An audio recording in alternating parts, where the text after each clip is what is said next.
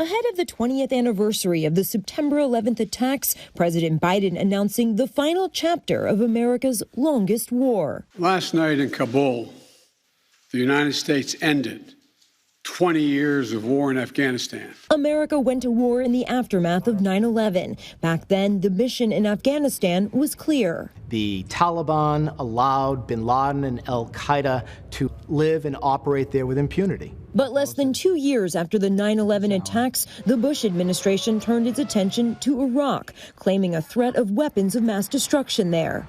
Iraq had no role in the 9/11 attacks, full stop. It was a terrible and ugly manipulation of the American people. They wanted someone to blame, and Saddam was a target they could blame. The years stretched on, at times as many as 157,000 troops in Iraq and 103,000 in Afghanistan. And the strategy in the two countries shifted. It moved from being a war against terrorism to an effort to try to nation build, not just in Afghanistan, but in Iraq. In May 2011, the U.S. accomplishing the original goal that led it to Afghanistan. The United States has conducted an operation that killed Osama bin Laden, the leader of al-Qaeda.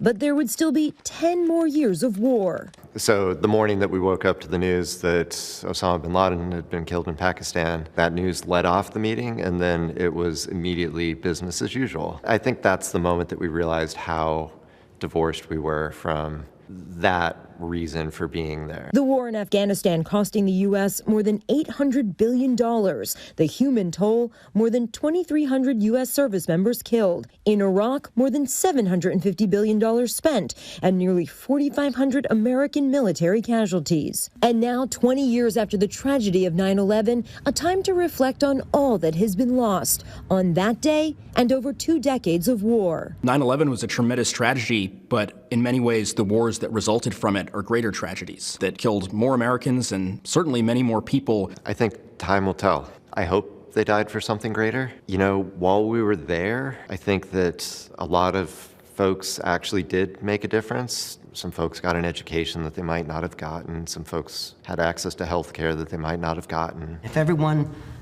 buried in Arlington knew what was going to happen, they still would have taken that deployment. They still would have said, Lord, send me. We look and say, let's live a life worthy of their sacrifice. Karen Travers, ABC News, Washington.